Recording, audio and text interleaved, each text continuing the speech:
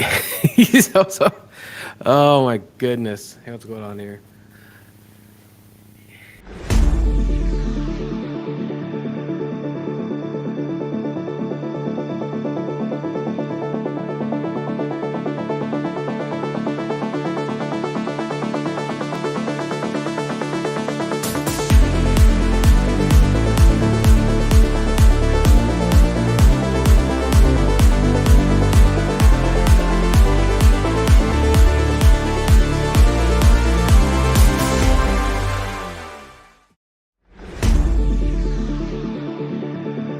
Oh my goodness. Just technology. I'm technologically struggling in this world today. I just don't know what's going on. Um, I got the countdown thing. I had it sitting here playing for like 30 seconds, and I'm like, this doesn't look right. So I open my phone to look at the show, and I see us just kind of sitting there. I'm like, oh crap, I got to transition. Anyway, welcome everyone to Football Beer. That's why we're here. Almost forgot the name of the show too. It's just been one of those days. But hey, here we are. It's post Pro Bowl Monday, so we're gonna have a bit of a recap. But he's Dave, I'm Chuck, and welcome to Football Beer. That's why we're here.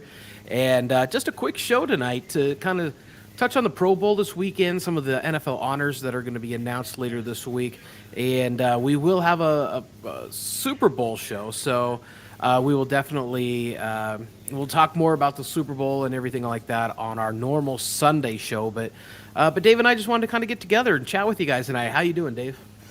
I'm good, man. I see you got a little Vegas hangover going on, today, and Right. that as you should, you should.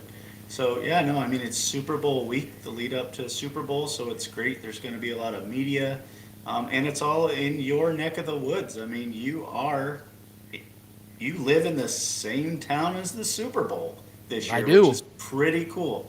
Pretty cool that you'll have access maybe to go down and partake in some of the festivities. That's like what, 15, 20-minute drive from your Nah, house? maybe If maybe that, 15. 15? Maybe 15. So that's pretty awesome. So I'm real happy for you. Hopefully you get to, experience some cool stuff with the Super Bowl being in your city. Yeah, no, I plan on going down sometime this week and at least getting maybe a show promo put together for this weekend and just see what's going on. I'm going to look at the schedule. I know they did a lot of fan activities this weekend while we were in Vegas, and so we missed out on that. But we'll see what they got going on this week. If not, I'll just go down by the stadium and like I said, shoot a little promo for the Super Bowl and post that up onto the page. So anyway, this weekend we were in Vegas. My wife and I went for a show, not the football game. But we went for a show, and it was real interesting. And we again apologize for a show yesterday. The hotel I was at just didn't have strong enough internet, obviously, to broadcast video or audio, whatever. And Dave couldn't was there, but couldn't get him in the studio. So anyway, but we were there. We had a great time at our show. But one of the things that we really noticed is that there wasn't a lot of. It didn't seem like there was a big NFL event in town.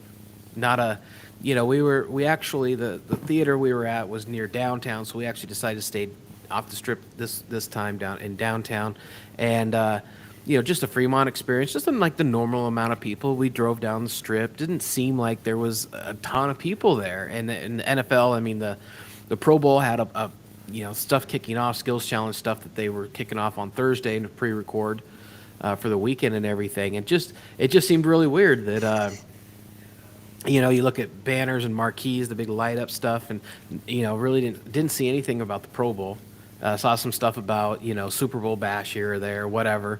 But yeah, it's just kind of a weird weekend to have such a large event going on and not a lot of real media activities. Like downtown didn't have any football stuff going on anywhere, and saw very few people even walking around with football gear on. So, yeah, just kind of an interesting time, weekend though. I know you had a friend and his son going to the weekend. Did you get any kind of update from them on how it went? No, not really. He hasn't really hit me back up. He's been traveling, I think, mainly with his son, and I haven't heard too much about it from him. um, so far, which is probably pretty rare. But when I watch mainly the Sunday games, the flag football games, and the different competitions on that day. I watched a lot of video highlights of the things that happened the days before that, like the dodgeball and the passing precision challenge and those kind of things. But yeah, I mean, it was hard to tell based off the broadcast how fan friendly like the competitions were up until Sunday.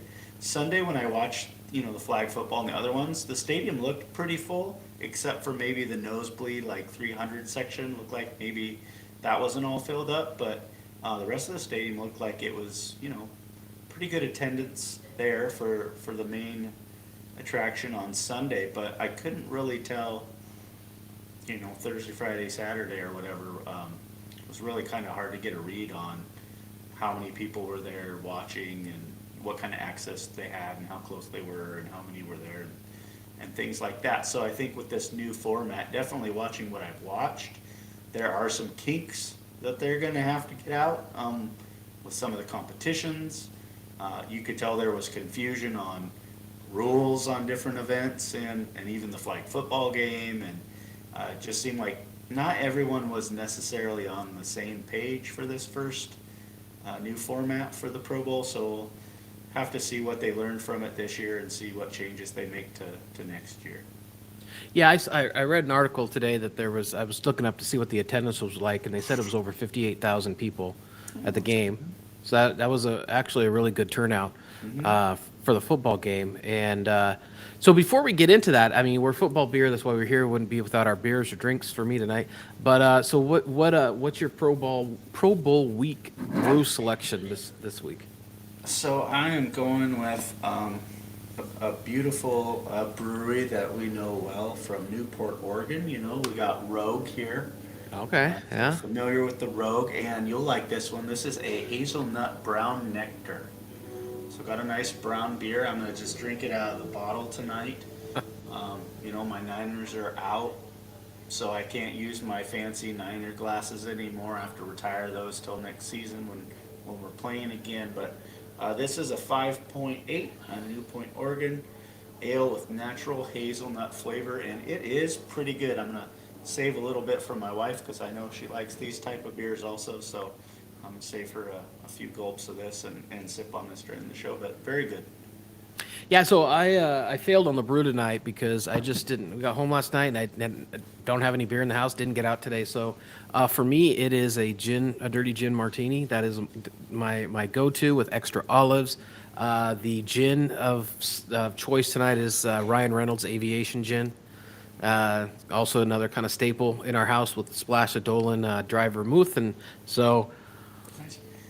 it's always a good one for me. And Aviation in my cabinet currently also. it's a good selection, and love the when you're down. Okay, you know this. Like I'm preaching to the choir, but those we got there Friday night. We went down and late before dinner. We had dinner at the Saltgrass Steakhouse at Golden Nugget, and but we got a drink before, and the guy put on quite the bar, on the outside, in under the Fremont Experience, they have all the bars and stuff. So we ordered a cranberry vodka for my wife and a gin and tonic for myself, and the guy does a show and everything. It's real nice, and but basically, the shots were like quad shots in each of the drinks. Oh, I bet Leela loved that. And yeah, she was feeling pretty. We were both feeling pretty good after that one drink, and I was like, okay, kicked the weekend off well. But I did have. Let's see if this will come up. I actually did have a beer that on the weekend, and I know you saw it. This Tenaya Creek Brewery, which was local, and I tried to show this yesterday on the show, but I had this with dinner at that Saltgrass Steakhouse, and I think you've talked about it. You've been to the brewery, I believe, and but yeah, it's it was a good one, and to enjoy that night. It's kind of a hazy IPA, It was good. It was good. So, but martini tonight. So, a little bit. I did. So to talk about some of the games, I know they had a lot of skill challenges outside of just the flag football game with the 7-on-7, and we do have. I do have some kind of some video of some of the activities here, and I don't know how much of these you got to watch, but these were. This was like kick tack toe, Yeah, and it sucked. This event kind of sucked. Like, so it was long snappers, kickers, and punters, which is great that they had something. It was a good idea. It just didn't transition very well. I think the only ones that really consistently hit the board were the long snappers because they only were like 15 yards away, and the oh. kickers and punters were like 45 yards away. And you could see some of the kickers and punters didn't even get close to hitting the board. Oh, so they're actually snapping it to the board. Yeah, so he God. hits the board. They hit the board the most. And then one of the guys didn't obviously know how to play tic tac toe because, um, you know, he aimed for the bottom right corner on the NFC and missed when he could have tried to, do the block. So it was just Oh, like, yeah, it didn't make kind of any sense. So this guy right here hits the bottom one. So it's like, why would you hit that one if they can, get a tic yeah. tac toe, which is the goal if they hit the top left corner, which is, what they did. So yeah, it was, and I don't even think that hit the top left corner. I Oh, think they what? just, I think Gave they it to just him. kind of were like, hey, this sucks and this might take forever. So let's just give it to them and end this and move on to the next competition. See, I think the NFC guy was right there with his hands out, like, he didn't even hit it. So that was interesting.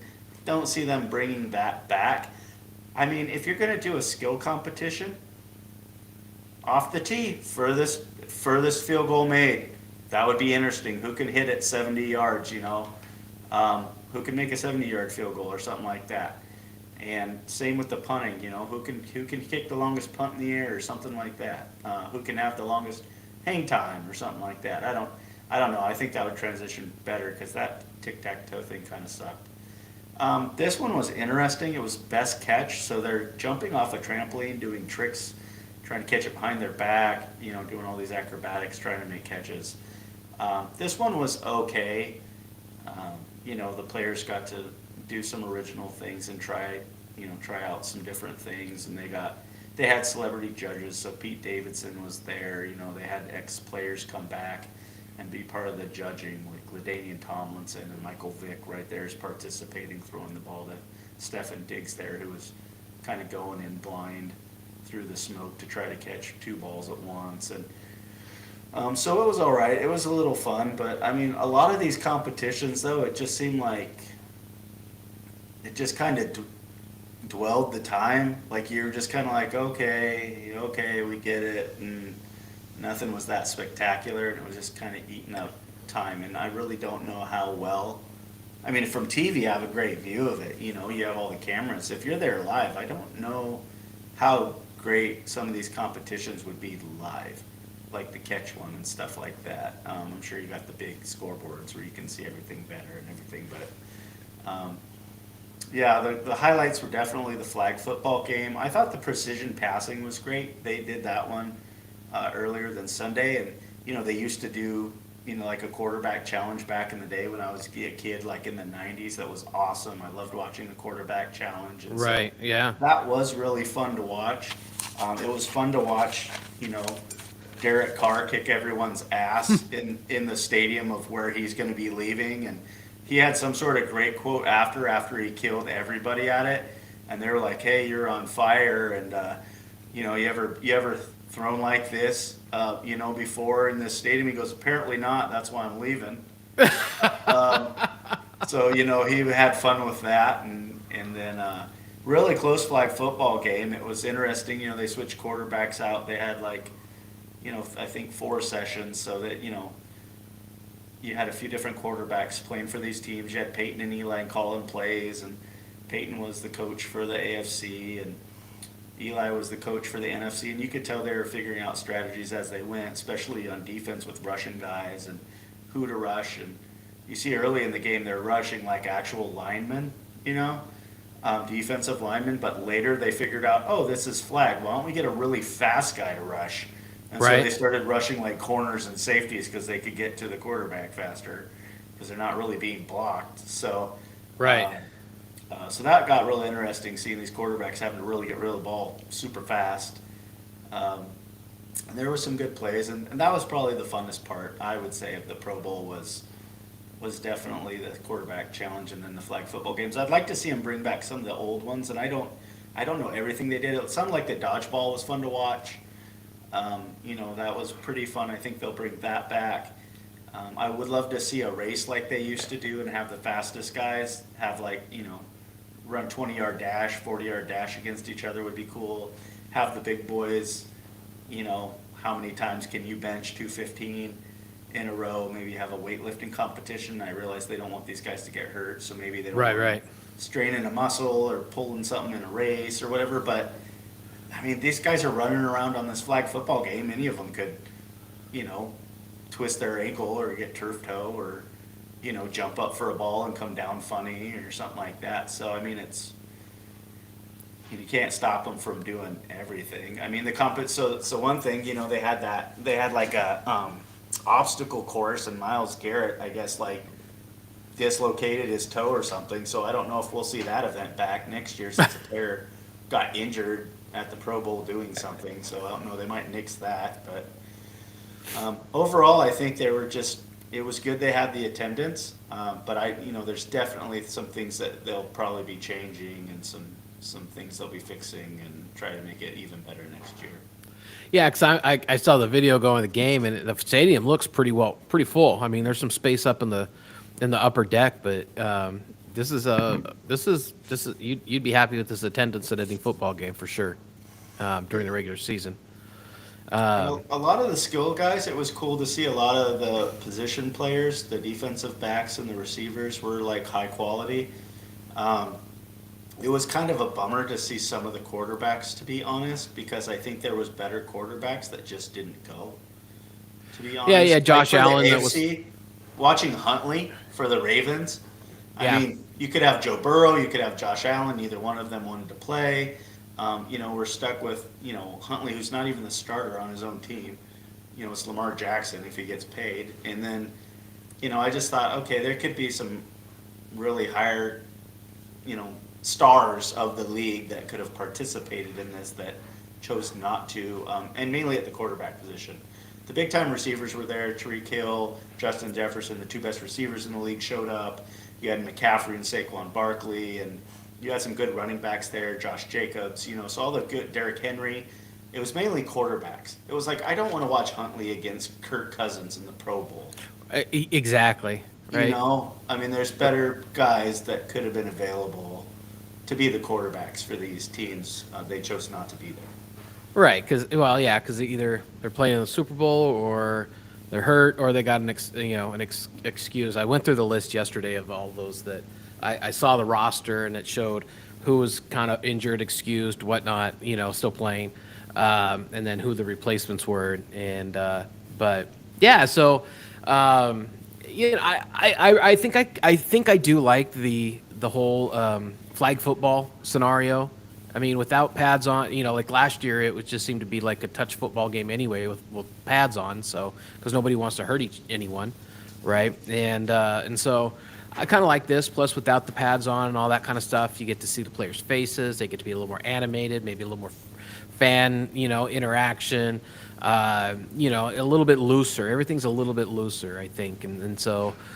For a fan, I think that's kind of fun to watch, and without as many players on the field, opens the field up a little bit, and just seeing a little different.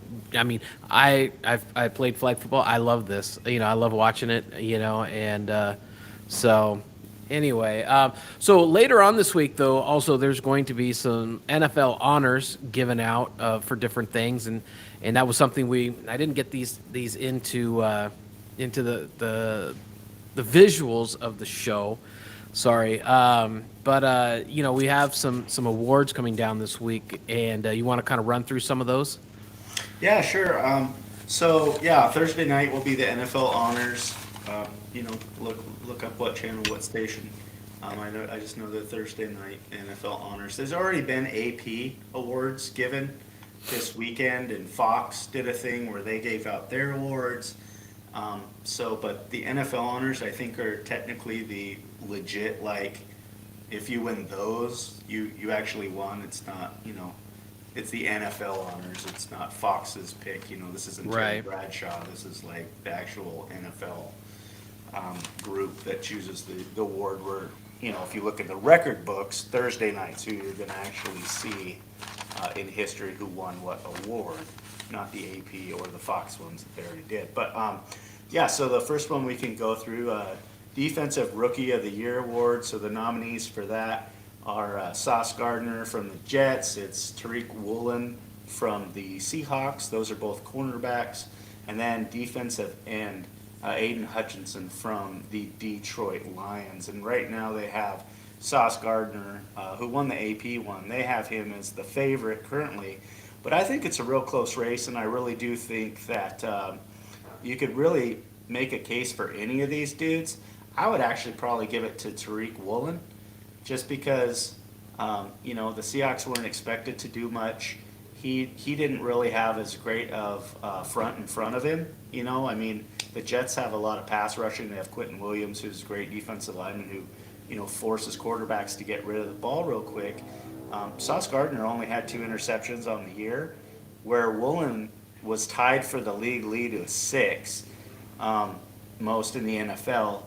And, he had a 49.8 passer rating against, which was the lowest among cornerbacks in the league.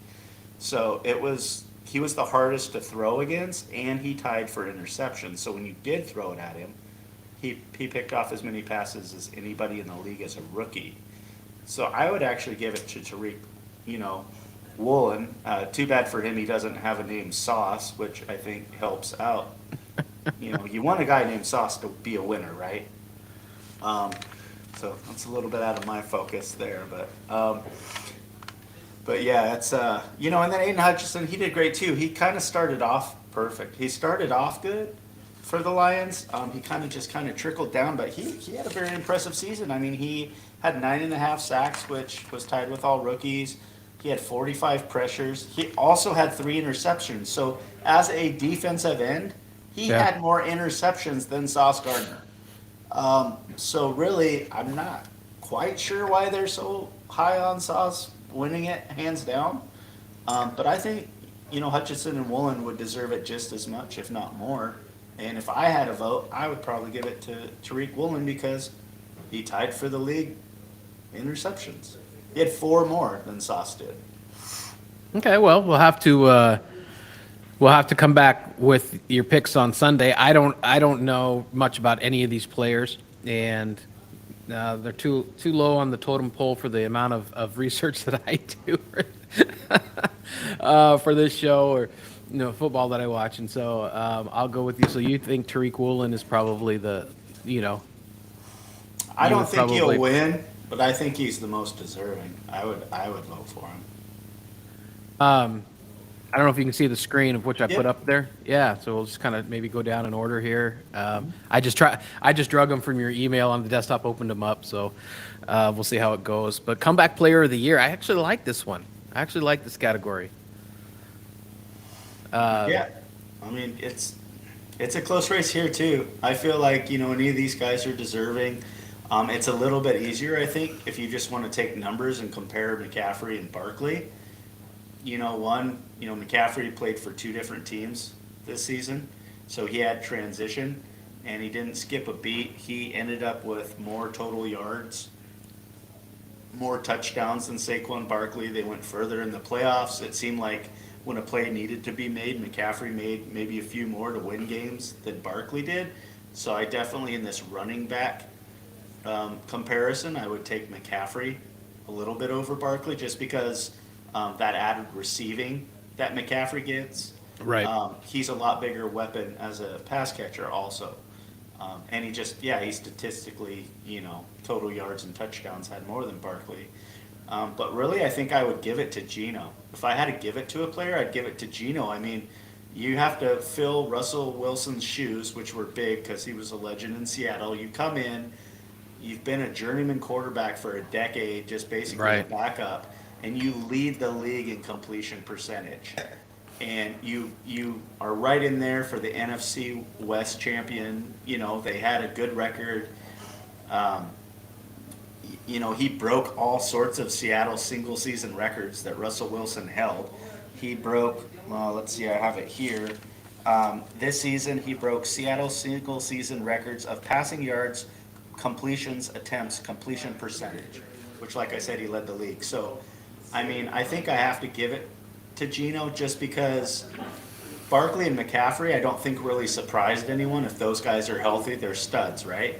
Geno Right. kind of came out of nowhere and led to Seattle to a really good season and had amazing stats. I mean, there's players we're going to talk about soon, like a Jalen Hurts for Player of the Year, overall Player of the Year, Offensive Player of the Year. Geno had better stats passing in yards and touchdowns and completion center than Jalen Hurts, who was up for Offensive Player of the Year. Yeah. So, I mean, I would probably give this to Geno. No, I agree. I think Geno wins this. He's been in the league a long time.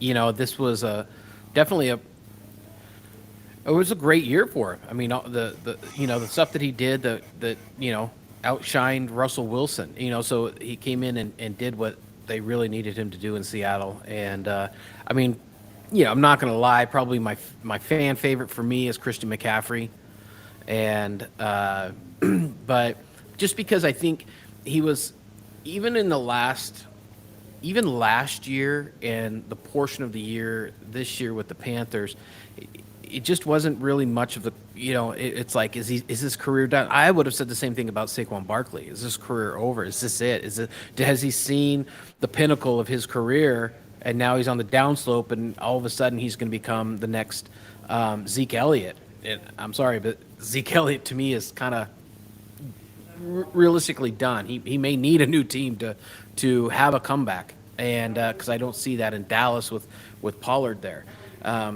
Pollard's just outshining him, you know, week after week. But so, I would love to see. I'd be okay. I'd be happy if Christian McCaffrey, because he had a couple of bad years and then got back onto a good team to say and said, hey, no, I didn't lose anything at all, Stud. you know. And this is I never lost it. The system lost it. The coach lost it. You know, I mean, where I was, you know, just, you know, because it is a team sport, and you can't, you know, if you don't have holes to run through, you can't make things happen. You can't be that creative, you know, when the rest of your castmates around you just aren't able to support you like they were in Carolina. So, but I agree. I think Geno Smith coming in and doing what he did in Seattle probably is going to win this, I would say. All right, so defensive player of the year is this will be a fun one. Because yeah, I would just go for Nick Bosa, but you know, hands down, Micah Parsons is absolute beast. Probably gets a lot more media attention than Nick Bosa. Chris Jones, I'm not as familiar with, but just looking at the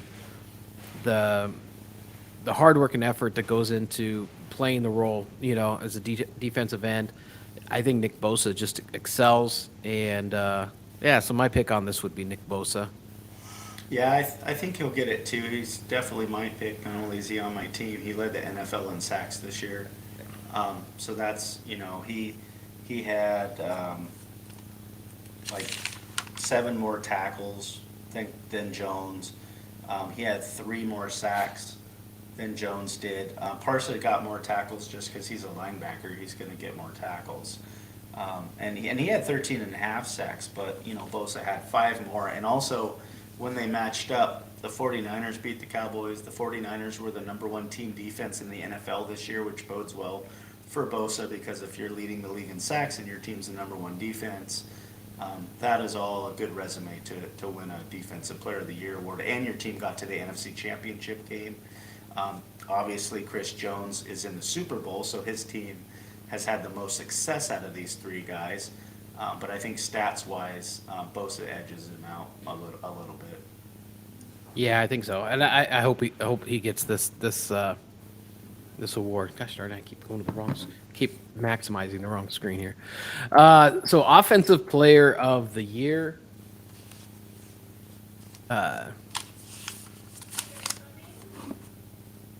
Sorry. So offensive player of the year.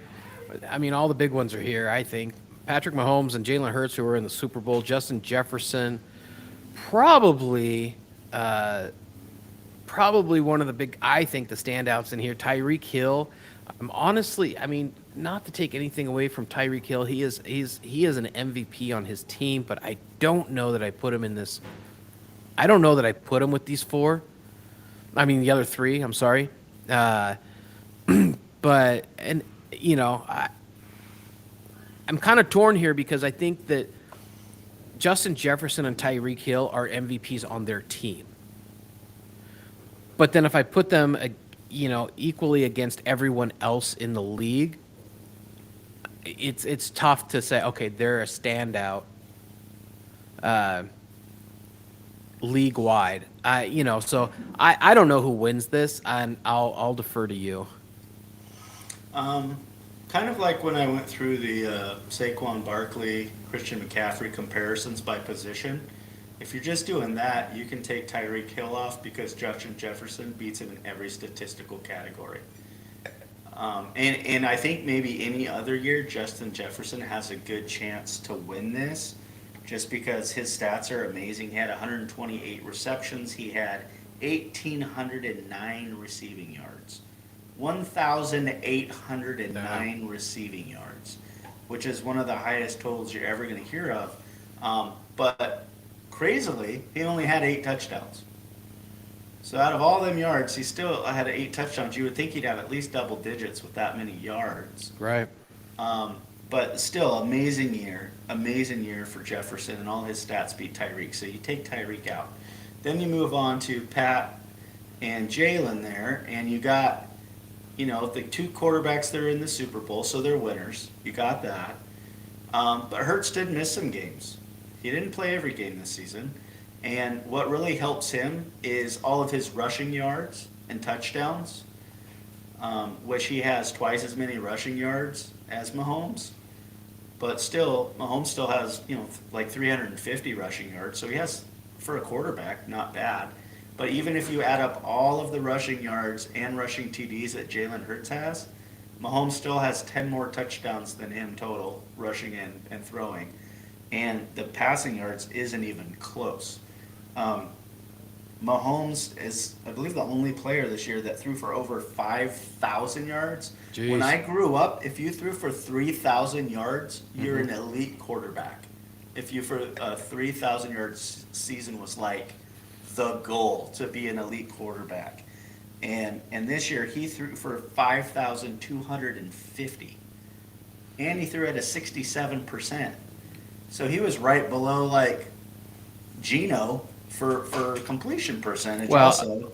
I think I mean- Patrick got. I think Patrick got about 75% of those passing yards against the Cardinals in the opening week of the year. Yeah. So, Well, and he had he had 45 total TDs passing and running. He had 41 passing touchdowns. Hurts had 22. I mean, he threw so many more touchdowns. I mean, so to me, you take Jalen out because even though, yeah, he was a winner, he didn't play every game. His stats aren't even close to what Patrick Mahomes are right. passing the ball. So that would leave me with Mahomes and Jefferson, and who's in the Super Bowl right now? Who's on every State Farm commercial, every game? Who's going to be the future of the league? That the NFL wants to be the future of the league for the next decade? Patrick Mahomes. He'll add to his resume. He'll keep building. The NFL will keep building this kid up as long as he is making miracle plays and throwing with his left hand and jump passing sidearm. And like I said, he just has everything going for him. He's very marketable. He seems like a great leader. He's a cool dude. He's getting commercials. He's throwing more yards than anyone, touchdowns. Like, I don't know how Patrick Mahomes doesn't win this award. Yeah, I think he's a league favorite to win this, and since we all know the NFL's scripted, I think Patrick Mahomes is going to be the Yeah. pick. that's been scripted for this.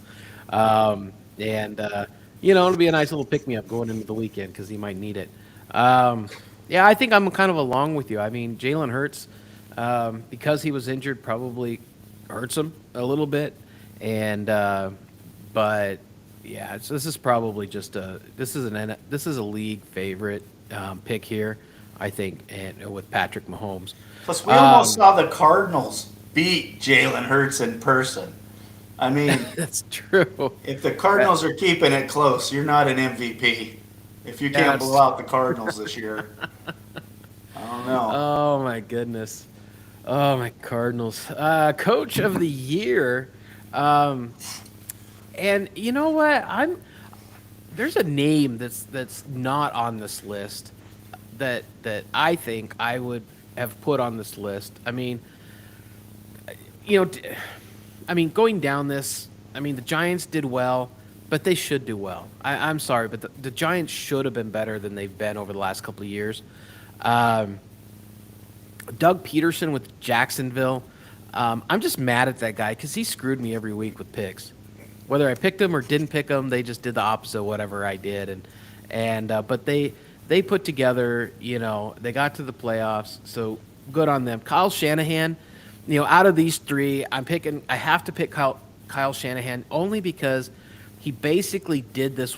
He basically got to where they got with four now quarterbacks in the season. Really three, but they had to throw in the fourth when Purdy got hurt. But um, to me, I think when you're looking at a coach, and we've been there as coaches, you look at the talent you have, and you coach your game to get the best out of the players that you have available. And Kyle Shanahan has a system in San Francisco that quarterbacks can step into and be successful. It's a well-rounded. It's not just hey, it's all on you, right? And when Lance went down, boom, Garoppolo's right in there. They're winning games. Garoppolo goes down, boom, Purdy's in there, goes 6-0. And and it's just we talked about this during the season, and it's I think the system that Kyle Shanahan has that makes everyone successful and for them to have a successful year other than once again not getting to the Super Bowl. Hate to rub that in. So and I don't know that they really still even had it with Purdy to get to the Super Bowl, but he was obviously the best shot to get there. And they should have I knew it was over. I mean, when they started handing the ball off, it's like they've conceded with a quarter left. They've literally conceded with a quarter left. They ran one play with McCaffrey at quarterback and the Wildcat, and I think just to say everybody wants to see McCaffrey be a quarterback because he's played quarterback early in his life. Um, you know, let him throw a pass, whatever it was, down the field or out of bounds or whatever. Okay, see, he can't throw it, so let's go back and just run the ball. And it was just kind of, for me, an embarrassing end of that game. But still, out of this list, I would pick Kyle Shanahan. But the honest person that I think that I would put on this list would be Dan Campbell, the Detroit Lions. Yep, that's what I was thinking. And Too. I think he did the most with that team this year. They were scoring like over 30 points a game. They started off crap, and then boom, here they are, and scoring. I just think Dan Campbell, to me, should have been on this list. Whether or not he wins, he should have been on this list. But my pick would be Dan Campbell, the Detroit Lions. Yeah, I totally agree with you, and that was what I was thinking while you were speaking. Was Brian Dable? Yeah, the Giants were better, but he does not deserve to be on this list more than Dan Campbell.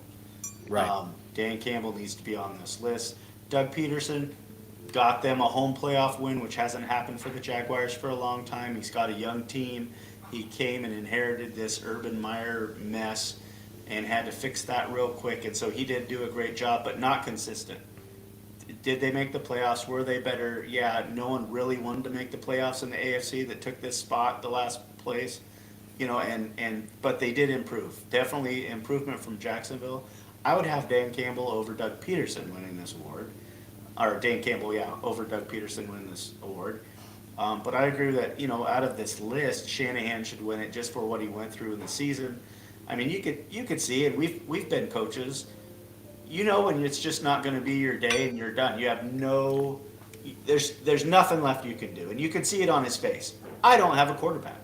Yeah. The most important position on the field, and I have nobody to put in our biggest game to this date. I can't even throw a 5 yard. I can only throw screen passes, and they know it's coming. Like, you're out of tricks. You can't. You're like, I can't do anything.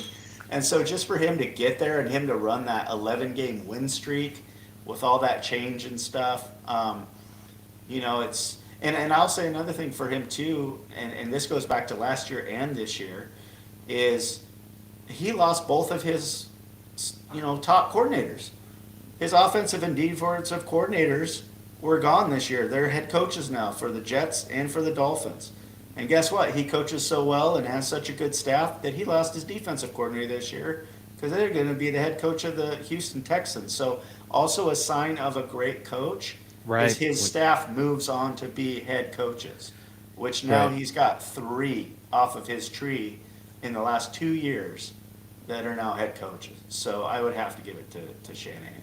Yeah, that right there is when you're building other coaches up to move on or move up and be successful, right? Or when you're developing other coaches to be successful, and then other people can see that, right? Then so they go on yeah. I mean, this hands down shouldn't even be a close race here. I think we still have assistant. They're actually picking assistant coach of the year. This is a new one. Quickly, it's DeMeco Ryans. He's now a head coach of the Texans. And he had the #1 defense in the NFL. So that's obviously going to be my choice. I mean, to be honest, Ben Johnson, they scored a bunch of points. The Lions, he should be on here. They have Shane Steichen, the OC for the Eagles, but really I think the defensive coordinator should be on here because they may break the all-time sack record in a season.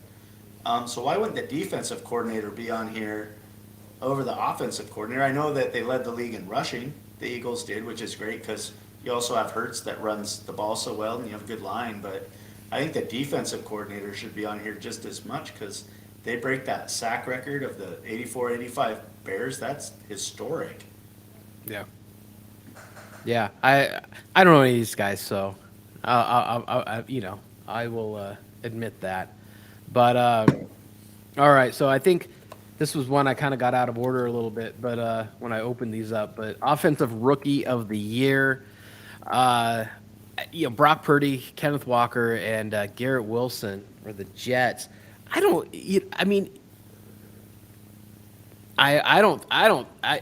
This has got to hands down be Brock Purdy. I'm not a 49ers fan in any way, shape, or form. And I picked Nick Bosa and Kyle Shanahan. And I'm going to pick Brock Purdy here. It's not because I'm some kind of homer like you. I'm an Arizona Cardinals fan. But Brock Purdy, the kid comes in to replace, Trey Lance and Jimmy Garoppolo, who's been to the Super Bowl. And he goes 6-0. And actually, up until he got hurt, somewhat competitive. I don't know that they were gonna win that game anyway, but this kid was he did everything that he needed to do, and to be the last pick in the NFL draft. I mean, it's like almost like a Tom Brady story, right? You get picked way back in the draft, like 169 or whatever Tom went, and you win 6 Super Bowls. But Brock Purdy, for me, this is the only obvious person on this list for me. Yeah, I think definitely story-wise and the opportunity of playtime he was given, he did the most with it. Because obviously he didn't play all the games. He came in, mid-season, so he didn't play the whole season.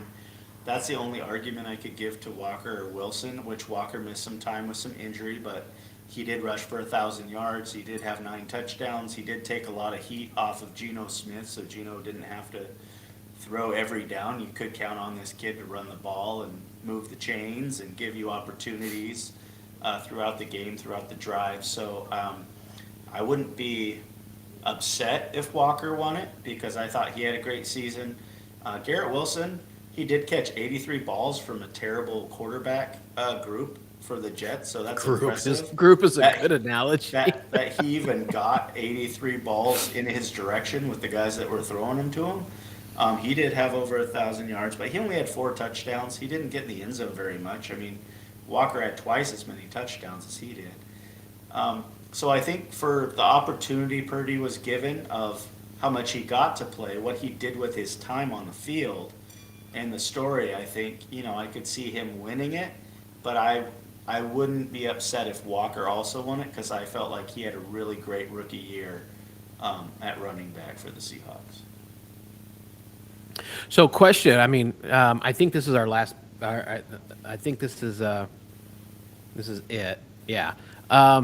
So, just gonna ask you this question up front. All right.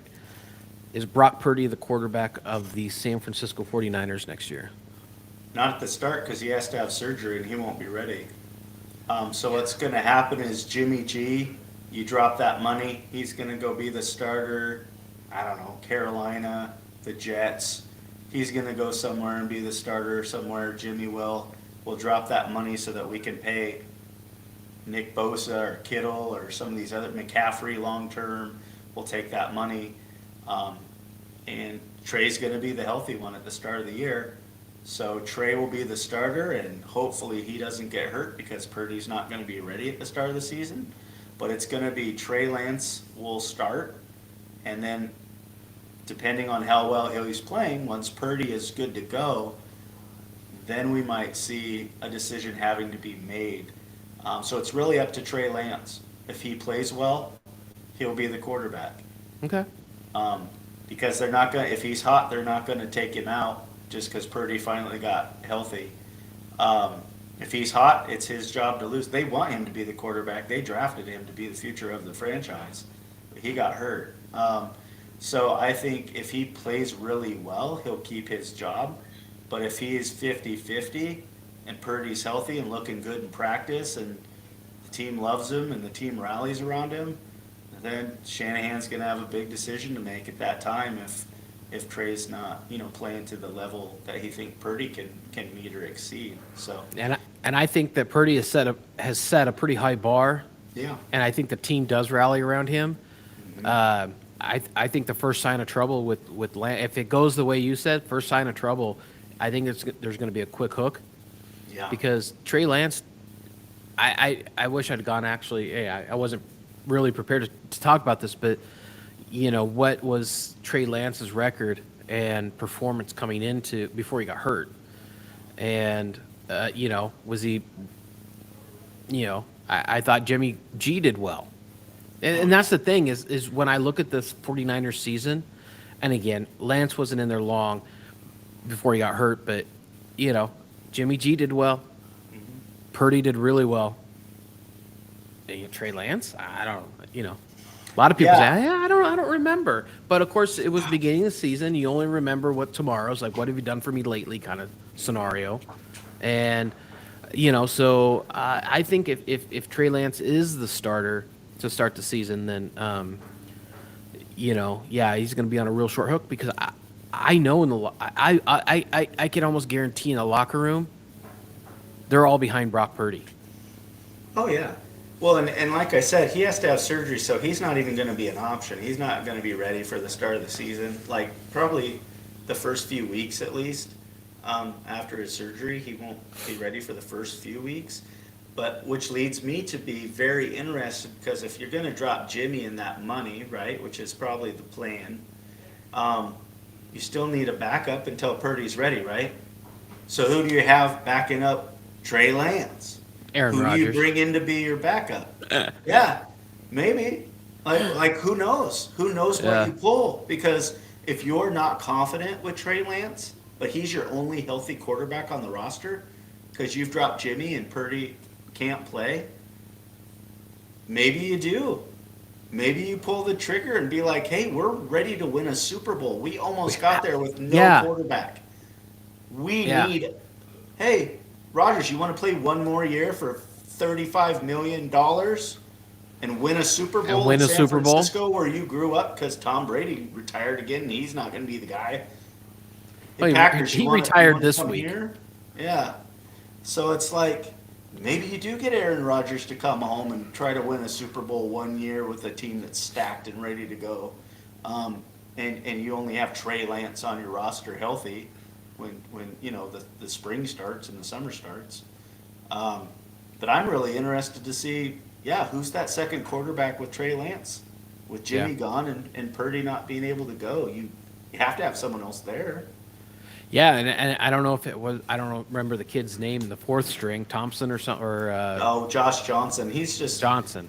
yeah, he's been on practice squads. He's been a third string For, his whole career. I mean, who knows? Maybe you draft another rookie kid in the fourth round, oh, I think they've something got, like that. they've got a locker room, I think you have plenty to of get a quarterbacks. veteran. I think you Yeah, just I have think to get a so. veteran free agent. You already have young guys. You could You have might Derek need a Carr, veteran. but I don't know that puts you Yeah, where you need to be either. yeah, I don't think so. Well, he had plenty of talent with the Raiders, and they couldn't win. I mean, he had the best Yeah, receiver in the league, and they couldn't win. So yeah. there's something to that. So, all right. So these will all be what, Thursday night, right? Yeah, And NFL honors Thursday night. NFL honors Thursday night, and so we'll see how all of that plays out. This weekend, of course, is the Super Bowl. We're not going to make our picks until the show this weekend, and but Dave did share that right now the Eagles are favored by 1.5 points, and that's it's interesting. And gosh, I don't. It's so hard not to talk about it, but I think this is going to be a fun game to watch, and I think this weekend we'll start breaking it down on Sunday and talk about the Super Bowl, and and share what we're doing for Super Bowl, and I'll have a uh, house full. yeah, we won't, but we have some family coming over, Matt and Kathy, Oh, good. and yeah, so it's going to be a lot of fun. So, hey, with that, everyone, we said it was going to be a short show. It actually ended up being a longer show because a lot of good conversation. I mean, especially when we get into the honors and talking about some of the players. That's just always a good time. And your wealth of knowledge is really what drives this. So, anyway, so with that, this is it. And for tonight, thanks I'm just gonna say thanks to Rogue Brewing out of Oregon, this hazelnut, and sounds great. I enjoy Rogue Brewing, so I'll have to go down to I know Total Wine and More here has it, and let's see, or Rogue Brewing, so I'll have to see if that one's there and give that a go. But yeah, so other than that, Dave, I'd say just have a good week. We will see everyone back here on Sunday at our normal time, 9 a.m. on Sunday. We'll both be in the studio, so internet will not be an issue. And so we'll all see you back here for our Super Bowl show this Sunday. So have a great week, everyone. We'll see you then. And transition.